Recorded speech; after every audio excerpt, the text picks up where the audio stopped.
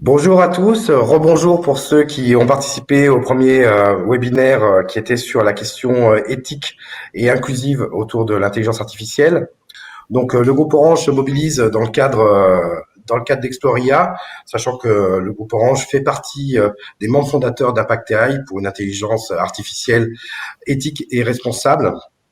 Euh, dans un deuxième temps, après avoir traité la question de l'éthique, il nous a semblé important de faire un point de focal sur deux champs d'investigation de l'intelligence artificielle et des questions qui peuvent se poser autour de ces champs. D'abord les décrire et les questionner.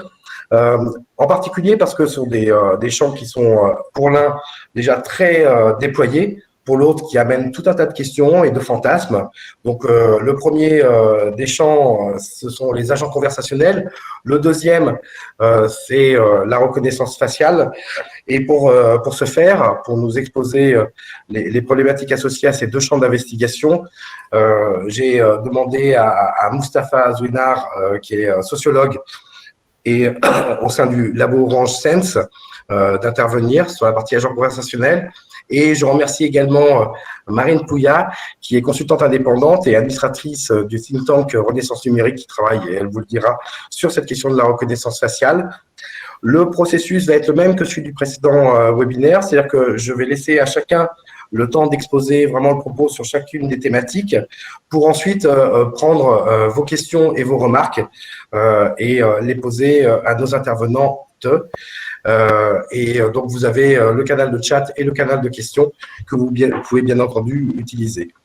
Donc, pour commencer, il y a une question qui amène et qui suscite énormément de questionnements, voire de fantasmes, hein, par rapport à son déploiement, sachant que son déploiement est plus large que ce qu'on peut imaginer à date d'aujourd'hui. C'est la question de la reconnaissance faciale.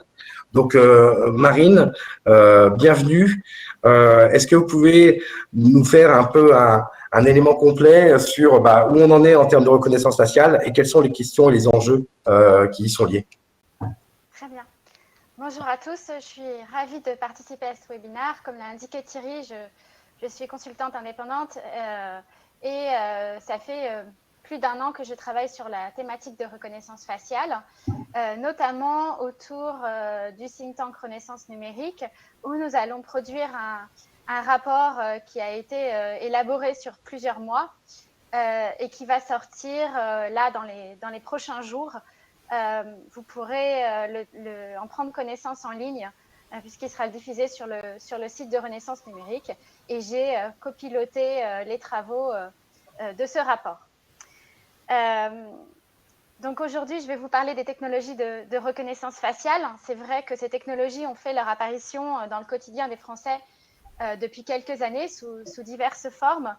On l'a vu en termes de contrôle de sécurité aux frontières, avec le système PARAF pour le contrôle aux douanes des passeports, le déverrouillage de vos smartphones, l'accès parfois à des locaux sécurisés et puis la sécurisation de paiements en ligne. Mais bien évidemment, il est aussi déployé en Europe, notamment au Royaume-Uni qui l'a mis en place lors de grands événements. La finale de la Ligue des Champions en 2017 ou de grands matchs internationaux de rugby ou de concerts de musique. Et puis, il y a encore des questions qui se posent un peu partout en Europe. Récemment, l'Estonie envisageait de faire de la reconnaissance faciale avec une application liée au Covid. Donc voilà, il y a plein d'usages qui sont en suspens ou qui vont être déployés, mais voilà, c'est quelque chose qui prend évidemment une ampleur non négligeable en Europe. Et puis évidemment, vous l'avez vu dans les médias, la reconnaissance faciale est particulièrement développée aux États-Unis, dans différents États, assez nombreux d'ailleurs, pour du contrôle de fraude dans un certain nombre d'États, donc au Texas, Washington et dans l'Illinois. Et puis pour la vérification d'identité dans le Montana, le Nevada, le Connecticut ou encore le Dakota du Nord. Et ça a donné lieu aux États-Unis à un certain nombre de controverses. Certains États ont voulu interdire la reconnaissance faciale, d'autres sont en cours de réflexion. Et puis au niveau fédéral, il y a un certain nombre de projets de loi qui sont présentés depuis la fin d'année dernière et le début de l'année qui sont en cours d'examen sur une approche globale fédérale de la reconnaissance faciale, même si ce n'est pas tout à fait facile dans un État fédéral d'avoir une approche sur ce sujet. Évidemment, de l'autre côté de la planète, la Chine a développé la reconnaissance faciale de manière massive, notamment avec un système de crédit social qui a été déployé dans certaines régions et qui permet d'attribuer des scores aux citoyens en tenant compte de leur comportement ou au contraire de les sanctionner en les privant d'un certain nombre de choses, parfois même de droits accès, de choses assez élémentaires, comme circuler en train, l'accès aux écoles, etc. Donc, ça pose évidemment des questions, même si, même en Chine, il y a des réflexions au niveau juridique sur l'encadrement de la reconnaissance faciale. Pour poser un petit peu le débat, je vous propose dans un premier temps de définir ce que sont les technologies de reconnaissance faciale et puis ensuite, je dirais, de voir les grands enjeux qui reposent, à mon sens, sur deux piliers. Les premiers piliers d'enjeu sont des piliers technologiques et le deuxième pilier qui est plutôt, je dirais, éthico-juridique et qui est non négligeable. Peut-être tout d'abord, on va commencer par un petit cadrage et une définition de ce que sont les technologies de reconnaissance faciale. Donc, elles reposent sur une combinaison de la vision par ordinateur, qui est évidemment une branche de l'intelligence artificielle, et des techniques d'apprentissage profond, deep learning, qui permettent de reconnaître des visages sur une image. Donc, ça peut être une photo ou des vidéos, en s'appuyant sur des données biométriques. Donc ça, la notion d'idée biométrique, c'est vraiment important. Ce sont des procédés automatisés qui permettent de reconnaître un individu à partir de la quantification de ses caractéristiques physiques, physiologiques ou comportementales. On peut prendre en exemple les empreintes digitales, le réseau veineux, l'iris, etc. Donc ça, c'est de la biométrie. Ensuite, qu'est-ce que sont les données biométriques? Elles ont été définies juridiquement par le règlement européen sur la protection des données, comme des données à caractère personnel, résultant d'un traitement technique spécifique relative aux caractéristiques physiques, physiologiques ou comportementales d'une personne physique, qui permettent ou confirment son identification unique, telle que les images faciales. Donc, il y a vraiment l'idée de identification unique qui est clé dans la technologie. Ensuite, il y a deux grandes finalités à l'usage des technologies de reconnaissance faciale. La première finalité, c'est l'identification. On cherche à retrouver une personne au sein d'un groupe d'individus, dans un lieu ou dans une image ou encore dans une base de données. Pour cela, le système doit effectuer un test sur chaque visage capté pour générer un gabarit biométrique et vérifier si celui-ci correspond à une personne connue du système. Cette fonctionnalité repose sur la comparaison d'un gabarit avec une base de données de gabarit. On peut prendre l'exemple de recherche d'individus dans une foule qui pourrait être suspect. La deuxième finalité, c'est l'authentification. Il s'agit d'une vérification d'identité. Est-ce que la personne est celle qu'elle prétend être?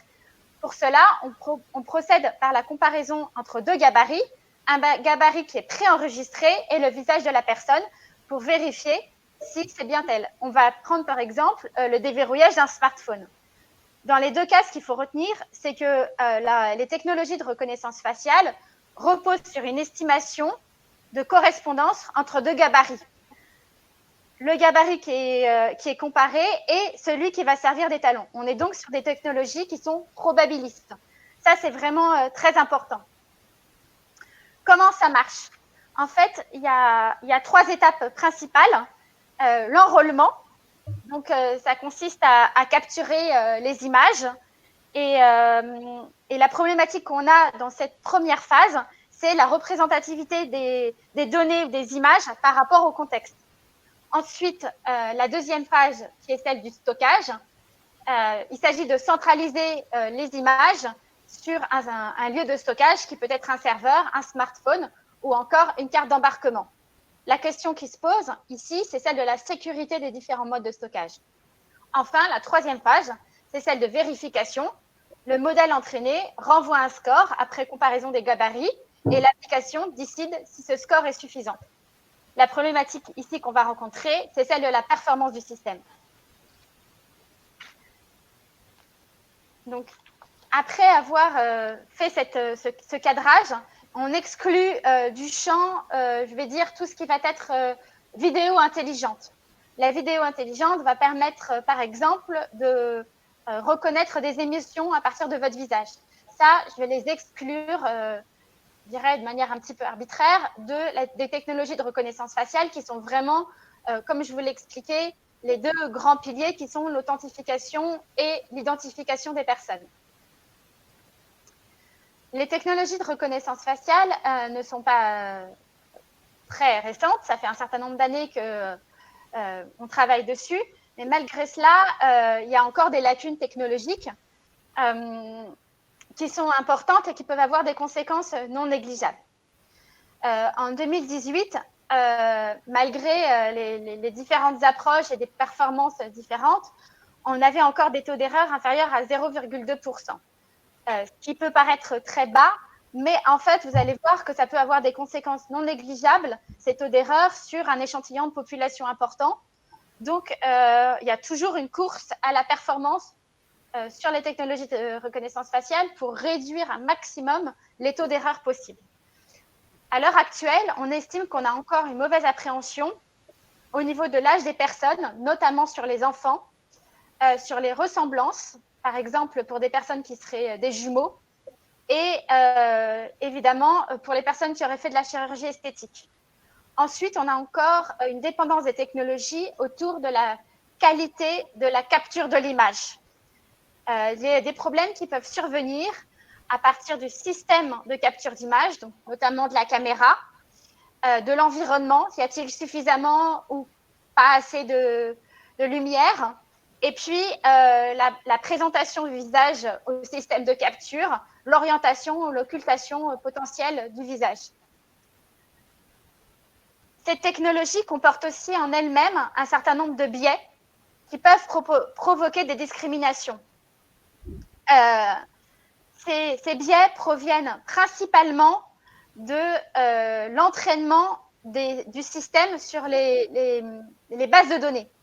En fait, on va avoir sur les modèles d'apprentissage une surreprésentation de la population blanche, jeune et masculine. Donc, on a une difficulté encore à l'heure actuelle à prendre en compte les minorités, les femmes. Il y a un certain nombre d'études importantes qui ont été faites. Et si parfois vous avez un taux d'erreur qui peut être inférieur à 1% pour des hommes à peau claire, ce même taux d'erreur peut atteindre 20% pour des femmes à peau sombre. Donc, on a vraiment encore des marges d'erreur qui sont très importantes et qui peuvent entraîner des discriminations fortes en fonction du résultat qui, encore une fois, je le répète, n'est que probabiliste. Un deuxième enjeu technologique est évidemment celui de la sécurité. Nous avons un certain nombre d'enjeux sécuritaires. Le premier, ce sont les attaques, ce qu'on appelle les attaques de présentation, qui permettent à des individus de se grimer pour tromper les modèles. Ça peut être à travers du maquillage, des masques. À l'heure actuelle, tout ce qu'on a comme masque qui était à l'origine des masques anti-pollution, mais aujourd'hui des masques pour se protéger des virus, ça peut avoir une influence, on l'a vu en Chine avec les manifestations à Hong Kong, les postiches évidemment, ou encore des masques 3D en silicone qui ont été développés pour tromper les systèmes. Ensuite, on a des attaques technologiques qui sont liées, qui sont difficiles à voir à l'œil nu, mais qui sont des variations subtiles liées aux pixels des images et qui vont permettre de changer les images et de les fausser pour influencer sur la prédiction des algorithmes. Tout cela comporte en fait un certain nombre de dangers sur la performance des systèmes, puisqu'il y a aussi une potentialité de vouloir dévoyer des systèmes à des fins qui seraient évidemment illégales ou particulièrement dangereuses. Une équipe de recherche de l'université de Stanford a montré qu'un algorithme entraîné a classifié l'orientation sexuelle de femmes et d'hommes simplement à partir de leurs caractéristiques faciales et peut prédire celles-ci avec une précision de plus de 83%. Donc, il y a eu des alertes sur les dangers de la reconnaissance faciale sur la sécurité de la vie privée et sur les orientations sexuelles qui auraient pu être permises à travers ces technologies. Évidemment, il n'y a pas simplement que les lacunes technologiques que je viens de vous évoquer, il y a aussi les lacunes humaines. Certaines failles peuvent résulter de l'intervention humaine dans le processus d'identification, d'authentification. On reste encore une fois sur des logiques de probabilité et l'appréhension par les agents qui vont utiliser ces techniques, les modèles et le système de reconnaissance faciale est tout à fait primordial. Il faut absolument qu'ils soient formés à l'utilisation de ces technologies qui restent probabilistes et surtout à l'interprétation des résultats présentés par ces technologies. Il y a évidemment aussi une possibilité d'erreur de jugement de la machine et donc il faut une vérification manuelle des résultats. Ça, c'est vraiment important pour que le taux de confiance puisse être le plus haut possible. Il y a aussi la question de l'opacité des algorithmes par rapport aux agents qui les manipulent. Et ça, c'est une question importante.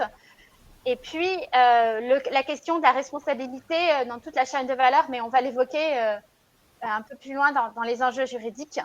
Et puis, évidemment, la prise en compte de biais humains, notamment en ce qui concerne la sécurité, privée comme publique, qui peuvent intervenir en plus, je dirais, de l'usage de ces technologies. Il faut se dire que ça peut avoir des conséquences particulièrement importantes. Un individu pourrait se retrouver privé de sa liberté à cause d'une décision qui aurait été prise à l'aide d'un dispositif de reconnaissance faciale, et ce, pas uniquement par le biais de l'interprétation humaine qui en aurait été faite par ailleurs.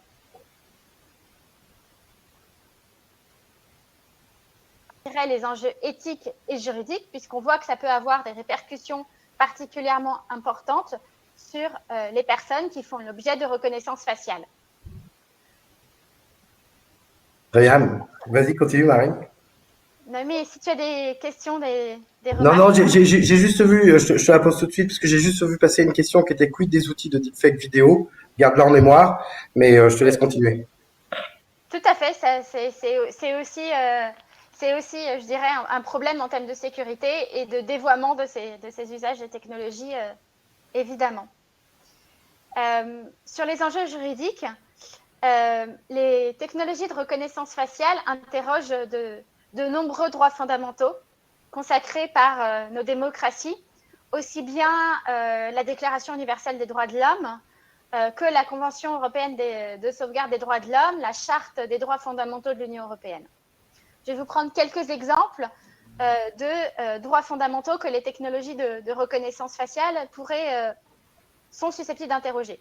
Évidemment, on vient de l'évoquer, le premier, qui est très logique et qui est lié au biais technologique, c'est celui du principe de non-discrimination. Cette discrimination peut surgir lors de la conception de l'algorithme lui-même, c'est ce qu'on vient de voir, mais aussi résulter de l'application de cette technologie par les personnes qui décident de prendre des mesures en fonction du résultat de l'algorithme.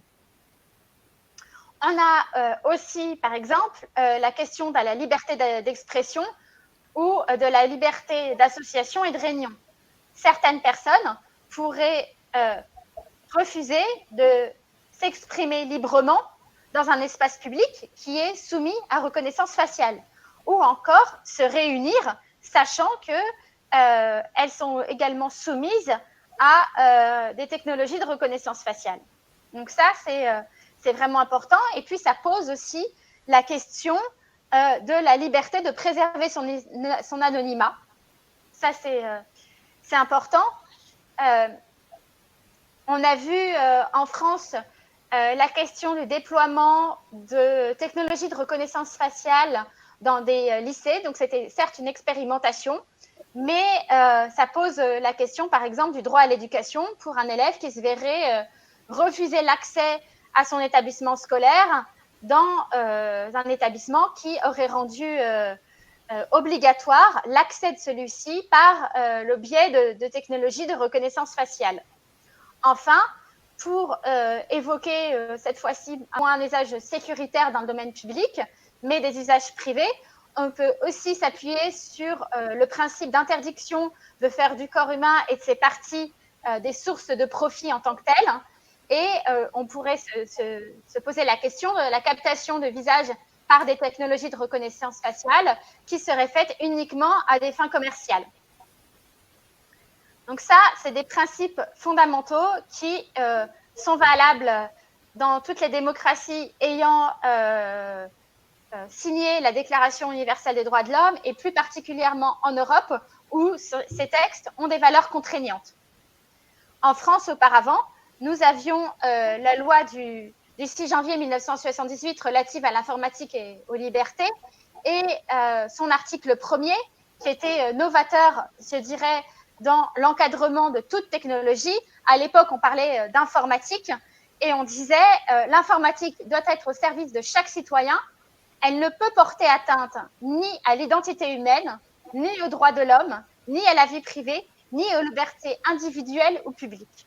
Donc, c'était une véritable déclaration d'intention du législateur français sur l'encadrement de l'informatique et je dirais aujourd'hui, évidemment, de l'ensemble des technologies numériques et plus particulièrement, cela fait écho lors de l'usage des technologies de reconnaissance faciale. Donc, la question qui se pose, c'est est-ce que nous avons une méthodologie pour concilier les droits fondamentaux avec les technologies de reconnaissance faciale puisque l'idée, c'est que comme ce sont des droits fondamentaux, a priori, ce sont des normes supérieures et donc il ne serait pas possible d'y déroger. Néanmoins, la Charte européenne, la Charte des droits fondamentaux de l'Union européenne a prévu un mécanisme pour concilier les droits fondamentaux avec un certain nombre en préservant les garanties nécessaires. C'est l'article 52 de la Charte des droits fondamentaux européenne qui prévoit que toute limitation de l'exercice des droits et libertés reconnus par la Charte doit, en premier lieu, être prévue par une loi. Ce qui veut dire un texte en général, ce n'est pas la loi au sens strict du terme, c'est un texte qui a été adopté dans l'État membre ou au sein de l'Union européenne. Il doit aussi respecter le contenu essentiel des droits et libertés fondamentaux. Ensuite, il doit respecter un certain nombre de principes qui ont été érigés comme essentiels au sein de l'Union européenne, qui est le principe de proportionnalité et répondre à des objectifs d'intérêt général reconnus par l'Union européenne. Ça, c'est totalement fondamental. Donc, c'est sous ces conditions-là qu'on pourrait faire une atteinte à des droits fondamentaux, mais toujours, ce qu'il faut retenir, c'est de manière proportionnée, avec ce principe de proportionnalité qui est totalement fondamental. Et le principe de nécessité, c'est-à-dire, est-il vraiment nécessaire de recourir à cette technologie? N'y a-t-il pas, pour atteindre l'objectif qu'on s'est fixé, une technologie qui serait moins intrusive en termes de droits fondamentaux? Donc ça, c'est vraiment essentiel. Ensuite, nous avons, et c'est peut-être cela qui a été le plus médiatisé, qui pose le plus de questions, des enjeux qui sont spécifiques en matière de protection des données et de vie privée. Les technologies de reconnaissance faciale sont à ce titre classifiées parmi, je vous l'ai expliqué en introduction, les données biométriques qui sont des données à caractère personnel et des données à caractère personnel dites sensibles qui font l'objet d'un régime plus strict que les données à caractère personnel qui seraient dans un régime, je dirais, général.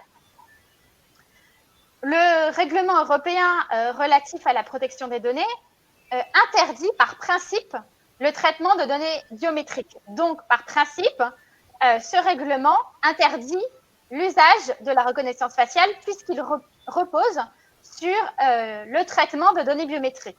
Néanmoins, il existe un certain nombre d'exceptions à ce principe. La première exception, c'est lorsque la personne a donné son consentement explicite. La deuxième exception, c'est lorsque le traitement est nécessaire à la sauvegarde des intérêts vitaux de la personne. Le troisième, c'est lorsqu'il existe des motifs d'intérêt public particulièrement importants. Et lorsque le traitement est nécessaire à des fins de recherche scientifique. Ensuite, la deuxième condition exigée par le règlement européen, c'est la réalisation d'une analyse d'impact préalable à la mise en place de technologies de reconnaissance faciale. Donc ça, c'est l'encadrement, je dirais, général qui est nécessaire pour respecter le cadre posé par le règlement européen à la protection des données. Ensuite, on la connaît moins bien, mais il y a un deuxième texte qui a été adopté le 27 avril 2016, qui est la directive dite police-justice. Elle s'applique essentiellement aux données à caractère personnel effectuées à des fins de prévention, de détection des infractions pénales, cette fois-ci, d'enquête, de poursuite ou d'exécution de sanctions pénales, et pour tout ce qui est aussi protection et prévention de menaces pour la sécurité publique. Donc là, on est vraiment dans le côté pénaliste et dans le côté sécurité publique. Ce texte nous dit que le traitement de données biométriques, donc encore une fois, les technologies de reconnaissance faciale sont des traitements de données biométriques, est autorisé uniquement en cas de nécessité absolue, sous réserve d'avoir des garanties appropriées pour les droits et libertés de la personne qui pourrait être concernée par l'usage de ces technologies de reconnaissance faciale. Donc, pour être autorisés, il faut encore une fois un texte. Il faut qu'il soit utilisé pour protéger les intérêts vitaux de la personne physique ou lorsque le traitement porte sur des données manifestement rendues publiques par la personne concernée. J'insiste pas, je ne vais pas faire des développements trop longs sur le caractère de nécessité absolue, mais cette notion pose quand même des questions, puisqu'on se dirait que qui est-ce qui est vraiment absolu, une nécessité absolue on peut se dire qu'il y a toujours des alternatives et donc la question de la nécessité absolue est quand même une question particulièrement sensible et difficile à démêler parce que on voit peu de cas où il y aurait un recours absolu dans la nécessité à des technologies de reconnaissance faciale. Donc ça pose quand même des questions. Marine, j'ai te demandé d'aller vers ta conclusion parce que je vois qu'il est 11h28. Oui. Comme je veux laisser la place quand même à Moustapha. J'y arrive. Juste pour vous dire que il y a quand même des traitements de reconnaissance faciale qui ont été autorisés en France, notamment le traitement des antécédents judiciaires qui s'appelle TAJ, qui a été autorisé, le passage rapide aux frontières PARAF que vous avez peut-être vous-même expérimenté, différentes utilisations temporaires à des fins expérimentales. Voilà, et puis plus récemment, l'authentification en ligne certifiée sur mobile, qui est le système ALICEM, qui a également été autorisé. Je ne vais pas le détailler aujourd'hui parce qu'on n'a pas beaucoup de temps, mais évidemment, à partir du moment où ces technologies de reconnaissance faciale reposent sur de la vidéo et notamment de la vidéosurveillance, on va aussi avoir la réglementation applicable à ces usages qui va s'appliquer en sus de ce que je viens de vous évoquer. Ces différentes bases juridiques posent encore une fois des questions, puisque je dirais la problématique du règlement européen comme de la directive police-justice, c'est qu'ils n'ont pas vraiment eu une application harmonisée en Europe. Donc ça pose question.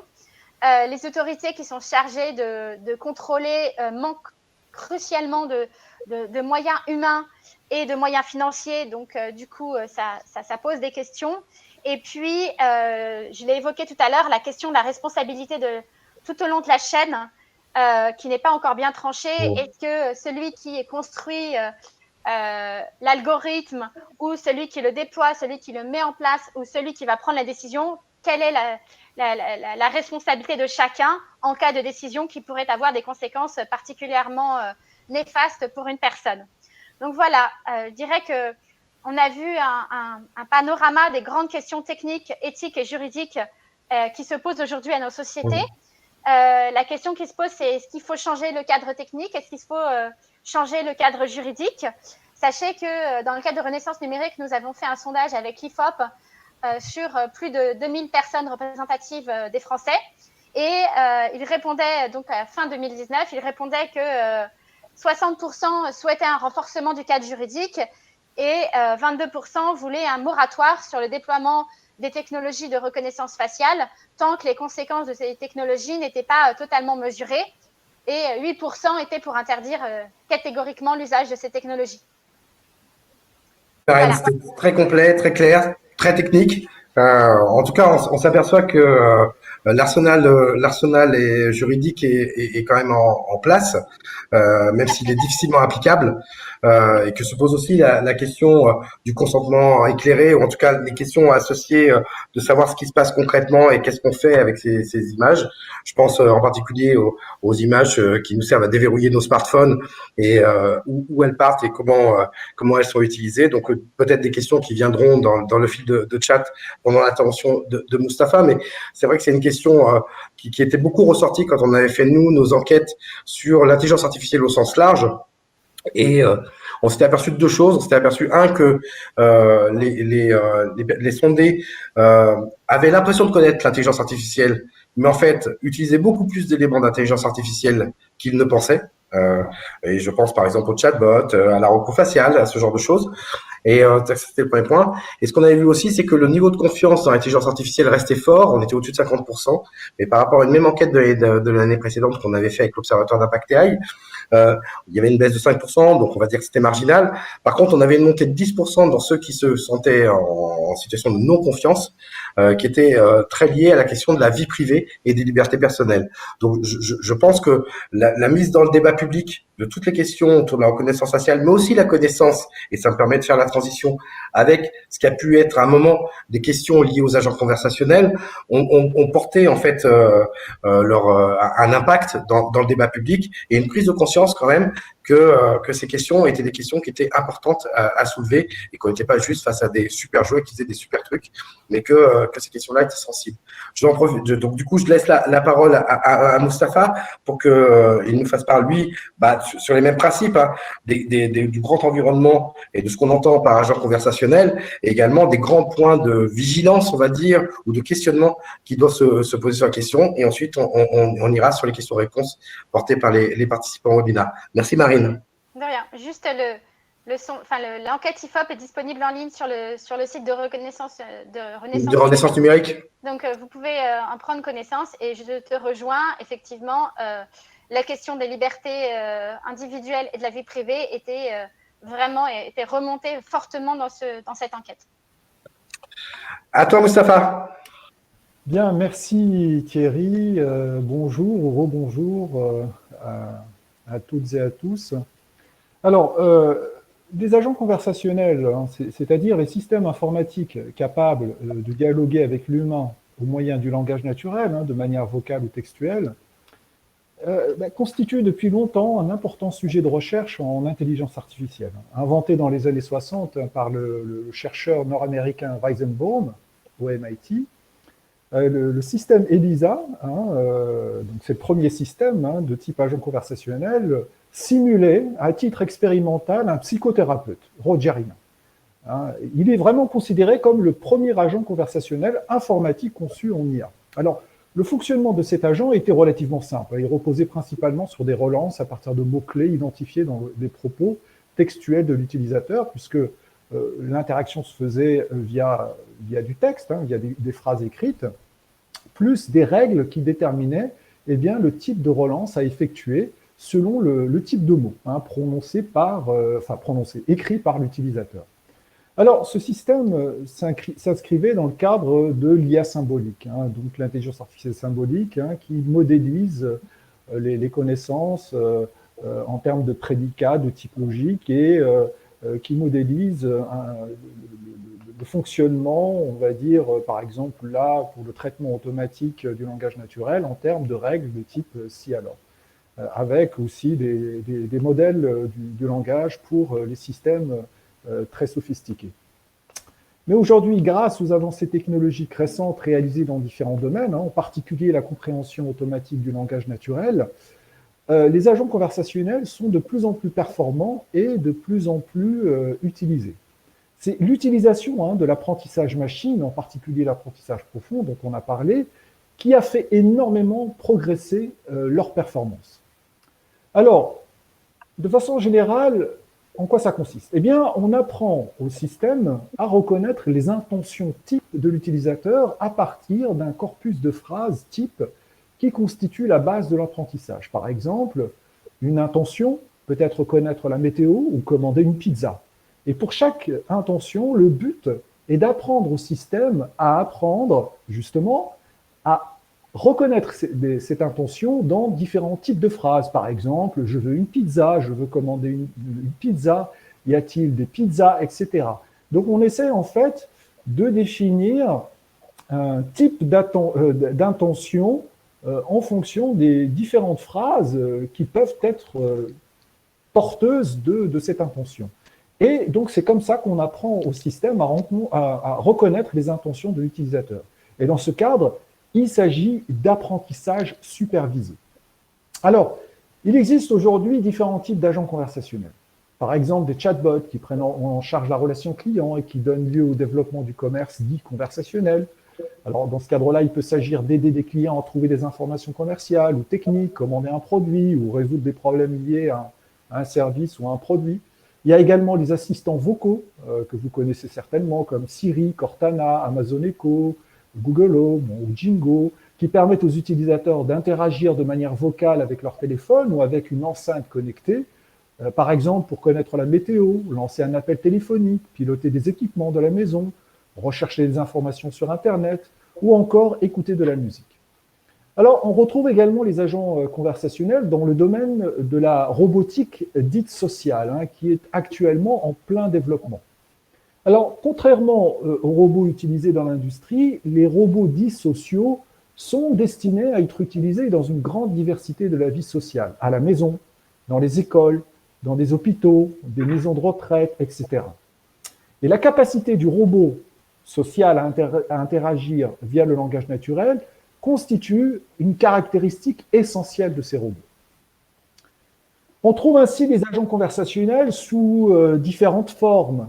Dans des voitures, aujourd'hui, il y a des voitures qui sont équipées d'agents conversationnels, dans des maisons, sur des smartphones, comme Siri, Cortana, etc., sur des sites web, ou encore sur des bracelets connectés.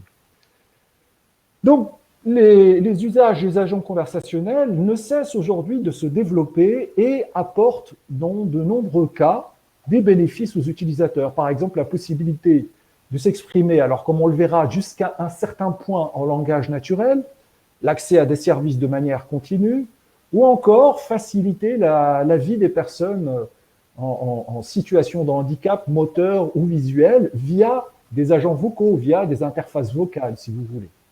Et pour les entreprises, aujourd'hui, les chatbots constituent un canal de plus dans la relation client. Il convient toutefois de noter un certain nombre de limites ou points de débat sur ces systèmes. Tout d'abord, s'ils sont capables d'apprendre, il faut noter que l'apprentissage ne se fait pas seul. C'est pour ça que je parlais avant d'apprentissage supervisé. Il est réalisé par un humain qui, d'une part, comme je l'ai dit, apprend à l'agent conversationnel à reconnaître des intentions et des phrases, et d'autre part, écrit les scénarios de dialogue. Ce que l'agent doit dire, comment il doit répondre. Et dans ce cadre, aujourd'hui, par exemple, on parle de plus en plus d'UX conversationnel. L'UX renvoie à l'expérience utilisateur. Et l'UX conversationnel, c'est justement un métier qui se développe et qui consiste à savoir concevoir des agents conversationnels du point de vue justement de ce que doit faire le système, de la façon dont il doit gérer le dialogue, etc., etc. Alors, tout ça pour dire que derrière ces systèmes, en tout cas du point de vue de leur conception, il y a donc un travail humain important qui sous-tend la conception de ces agents. Ces agents n'apprennent pas seuls. Il faut un humain pour leur permettre d'apprendre, comme je l'ai dit, à reconnaître des intentions. Et ça, donc, c'est un point qui est important. Donc, ces systèmes ne sont pas totalement autonomes du point de vue de l'apprentissage dans le domaine du traitement automatique du langage naturel. Un autre point est que l'interaction avec ces systèmes implique parfois un effort important d'adaptation de la part de l'utilisateur. C'est ce que nous avons montré avec une collègue sociologue qui travaille également au sein du département sciences d'Orange, Julia Welkowska, à travers différentes études d'usage des enceintes connectées notamment. Alors, justement, malgré les progrès réalisés, les capacités de compréhension du langage naturel de ces systèmes restent en effet limitées, ce qui est souvent source de difficultés interactionnelles pour l'utilisateur.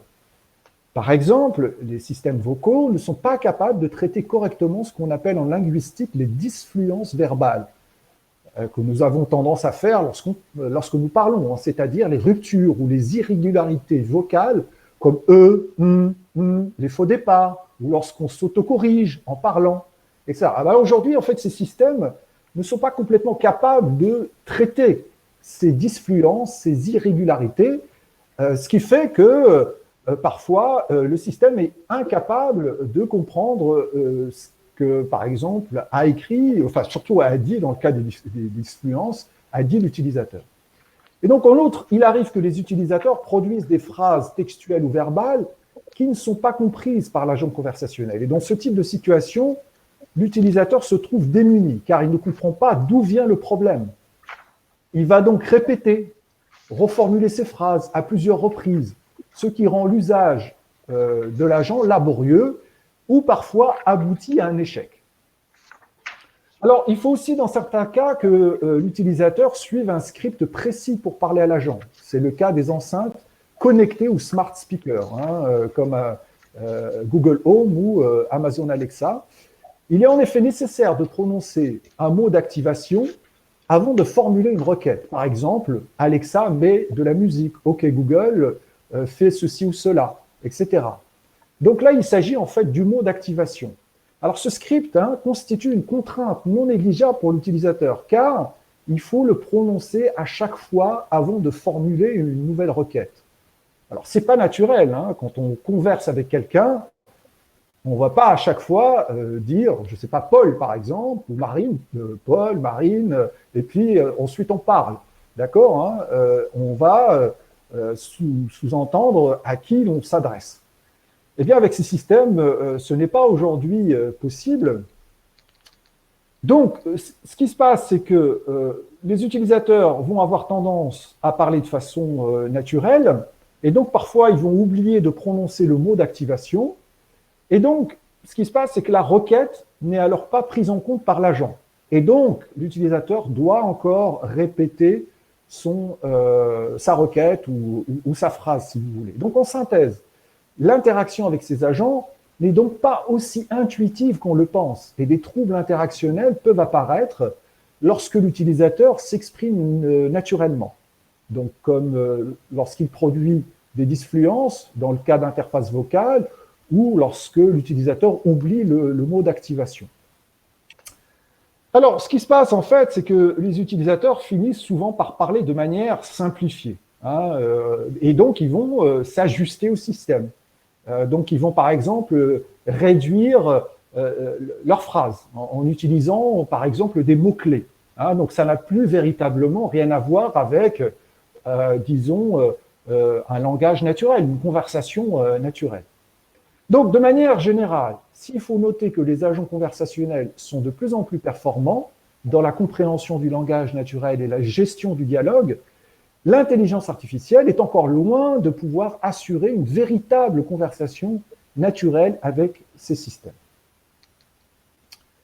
Un deuxième point concerne plus spécifiquement les agents capables de parler. Alors, la majorité des assistants vocaux ont une voix féminine par défaut. Ce choix a été notamment favorisé par un certain nombre d'études menées surtout aux États-Unis qui ont montré que statistiquement, les individus préfèrent des voix féminines. Alors, ce choix a fait l'objet de nombreuses critiques, notamment le fait qu'il renforce le stéréotype social de genre qui consiste à associer les femmes au rôle d'assistantes. Alors, ce qui est intéressant, c'est de voir qu'aujourd'hui, justement, il y a des propositions qui sont faites pour ne pas rester dans ce stéréotype et ne pas se limiter à un choix binaire, soit une voix féminine, soit une voix masculine, parce que aujourd'hui, on trouve aussi des agents conversationnels qui s'expriment via une voix masculine. Donc, pour aller, disons, au-delà de ce stéréotype binaire, donc un groupe de concepteurs et de chercheurs a récemment proposé une troisième option, une voix qui est neutre en termes de genre, si vous voulez. Ils ont ainsi développé le premier assistant vocal non sexué, qu'ils ont nommé Q, comme la lettre Q, si vous voulez. Alors, ce qui est intéressant, c'est que ces concepteurs et chercheurs ont choisi une fréquence de son particulière, environ entre 145 et 175 Hz. Alors, pour situer un peu les choses, une voix féminine se situe entre 85 et 180 Hz. Une voix masculine se situe entre 140 et 255 Hz. Donc là, l'idée, c'est que cette voix neutre, eh bien, il la considère comme une option plus inclusive, puisqu'elle peut convenir aux personnes qui ne se reconnaissent ni dans le genre féminin, ni dans le genre masculin, bon, par exemple, les transsexuels. Alors, la voix est vraiment assez troublante, car il est difficile de la situer par rapport aux voix féminines ou masculines. En tout cas, c'est mon ressenti, et c'est le ressenti des personnes qui l'ont testé. Alors, vous pouvez tenter l'expérience, je vous invite vraiment à le faire, l'expérience d'écoute en faisant simplement une recherche sur Internet en tapant Q, genderless voice. Vous tapez cette phrase et vous tomberez sur une vidéo qui présente cet agent conversationnel neutre en termes de genre. Alors, un tel choix de conception vise donc à tenir compte de la diversité de genre et pour certains, il pourrait même aider à lutter contre les stéréotypes sociaux et favoriser la reconnaissance des autres genres. On voit ainsi à quel point le choix de la voix d'un agent conversationnel peut constituer un enjeu d'inclusion sociale. Il s'inscrit dans le mouvement de reconnaissance des différents types de genres. Alors, il y a aussi la question de savoir comment adapter les langues à ce type d'inclusion. Le genre neutre, si vous voulez, en particulier concernant les langues qui classent toutes choses en féminin ou en masculin, comme le français, par exemple. Et il y a des réflexions autour de ce sujet. Alors, cette question du genre de la voix pose celle plus large de la personnalité des agents. Alors, partant du fait que les individus ont tendance à attribuer des traits de personnalité aux machines qui parlent, qui s'expriment en langage naturel, de nombreux assistants vocaux bien connus ont été ainsi définis avec une personnalité. C'est le cas de Siri, d'Alexa ou de Cortana. Ce sujet de la personnalité des assistants vocaux, si vous voulez, ou des agents conversationnels, fait aujourd'hui l'objet de plus en plus de recherches. Alors, de façon générale, donc, la personnalité est devenue un enjeu de conception des agents conversationnels, y compris les chatbots, pas que les agents conversationnels vocaux. Et la personnalité, dans ce cadre, correspond à la manière dont l'agent doit se comporter, répondre aux utilisateurs, mais aussi aux caractéristiques de sa voix pour les systèmes vocaux. C'est aujourd'hui un enjeu de marque aussi pour les entreprises, parce que la personnalité peut être porteuse des valeurs de la marque. Alors, sur cette question de la personnalité, on peut distinguer deux approches. Une première consiste à concevoir des agents qui vont se rapprocher le plus possible de l'humain. Alors, cette approche est problématique car elle peut donner l'illusion que l'agent a des capacités qu'il ne possède pas réellement. Alors, dans le cadre d'une conversation, par exemple, le système peut donner l'illusion que l'on peut s'adresser à lui de façon naturelle. Or, comme je l'ai dit, ces systèmes ne sont pas encore capables de mener une véritable conversation naturelle. Par ailleurs, sur ce point, c'est ce qui avait d'ailleurs été observé par Weizenbaum concernant cette illusion. L'inventeur d'Elisa dont je vous ai parlé, en fait, Weizenbaum avait été en effet choqué, c'est le terme qu'il a utilisé, par le fait que les personnes interagissaient avec le système simulant un psychothérapeute comme s'il s'agissait d'un véritable psychothérapeute. Et ça l'a conduit à mener une réflexion éthique sur l'intelligence artificielle. Parce qu'un tel, si vous voulez, un tel phénomène était pour lui problématique au plan éthique. Alors, une autre question éthique concerne les risques de développement par l'utilisateur d'une relation d'attachement, voire de dépendance affective vis-à-vis d'un agent conversationnel qui se rapprocherait beaucoup d'un humain. Opposé à cette première approche, un peu mimétique si vous voulez, la seconde cherche moins à doter les agents de traits humains. Il s'agit de faire en sorte que justement on évite cette similitude. D'accord ? Il s'agit de faire en sorte que l'utilisateur soit toujours en mesure de savoir qu'il interagit avec une machine. Alors, comme semble l'avoir montré l'expérience duplex de Google, si vous en avez entendu parler, aujourd'hui, on peut parfaitement faire croire à un utilisateur qu'il interagit avec un humain lorsqu'il s'agit d'une machine. Capable de passer des appels pour prendre des rendez-vous ou faire des réservations pour l'utilisateur, cet assistant vocal duplex de Google imite si bien la voix humaine que les personnes appelées le prennent véritablement pour un humain, sachant que l'assistant ne précise pas qu'il s'agit d'un robot, ce qui est problématique, bien évidemment, d'un point de vue éthique, car cela brouille la frontière entre humain et machine. Alors, pour éviter cela… Je vais demander de clore si on veut pouvoir prendre quelques questions, d'essayer de clore rapidement, ce qui est déjà 51.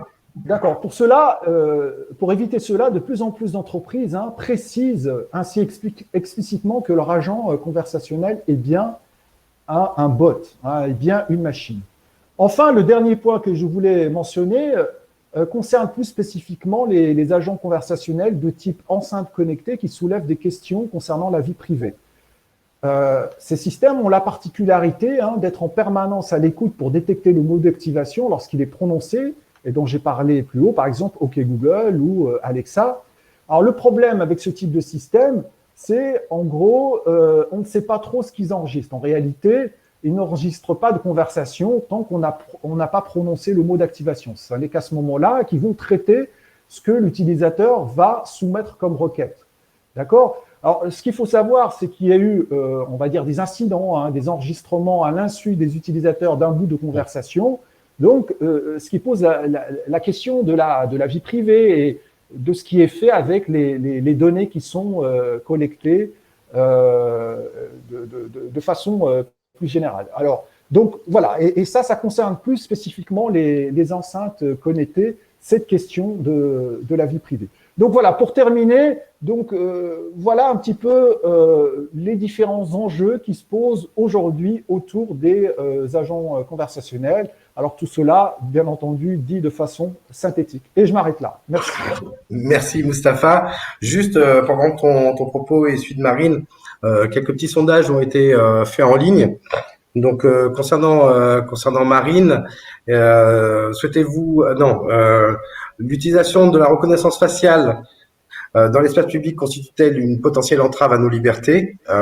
Visiblement, le propos a touché sa cible puisque on est à 83% de oui en termes de réponse, sachant que aujourd'hui 70% des gens qui répondent considèrent qu'ils ont utilisé de la reconnaissance faciale d'une manière ou d'une autre. Dans les questions qui sont posées, une concerne la reconnaissance faciale, c'est: y a-t-il une liste prédéfinie de biais à prendre en compte lors de la phase d'apprentissage avec les technologies de reconnaissance faciale? Alors, déjà pour rebondir sur le sondage, j'essaye d'envoyer le lien dans le chat sur le sondage. Voilà, je pense que c'est parti. Super, merci. Donc voilà, tout le monde peut accéder au sondage de renaissance numérique. Pour répondre à la seconde question, je suis pas sûre de la comprendre dans son entièreté, mais oui, alors il y a deux sortes. Il y a le fait que les algorithmes en eux-mêmes, à partir du moment où ils sont, de la façon dont ils sont construits, peuvent comporter des biais. Je dirais de grands types. La manière dont c'est codé, Et ensuite, la manière dont les personnes qui ont construit ces algorithmes les ont construits. Donc oui, il y a forcément un biais qui est engendré là-dessus. Et puis, comme je vous l'expliquais, en fait, les biais principaux qui sont décriés aujourd'hui sont liés aux bases d'entraînement des algorithmes en matière de reconnaissance faciale. Parce que, en fait, la question qui se pose, c'est qu'il faut des bases de données d'images particulièrement importantes et particulièrement représentatives pour qu'il n'y ait pas de biais. Donc, aujourd'hui, l'ensemble des acteurs qui font de la reconnaissance faciale n'ont pas nécessairement accès à des bases de données suffisamment pertinentes pour que leurs algorithmes soient entraînés et réduisent et que les taux d'erreur soient suffisamment faibles pour ne pas entraîner de biais possibles et de discrimination. Ce qui se passe, c'est que certains éditeurs de solutions aujourd'hui entraînent leurs algorithmes sur des bases de données virtuelles et pas sur des images de personnes réelles. Et c'est assez encourageant. Pour l'instant, les résultats sont plutôt encourageants sur des bases de données d'images qui sont en fait des images virtuelles et qui seraient du coup plus représentatives de la population estimée. D'accord. Une autre question, parce que j'ai l'impression que Mustapha est sorti du champ, je sais pas. En tout cas, on le voit plus. Donc, je sais qu'il y a des problèmes de connexion parce que j'en avais tout à l'heure. Donc... Ah bah voilà, Mustapha revient. Bon, j'en profite pour te poser une question rapide, puis ensuite j'en poserai une à Mustapha.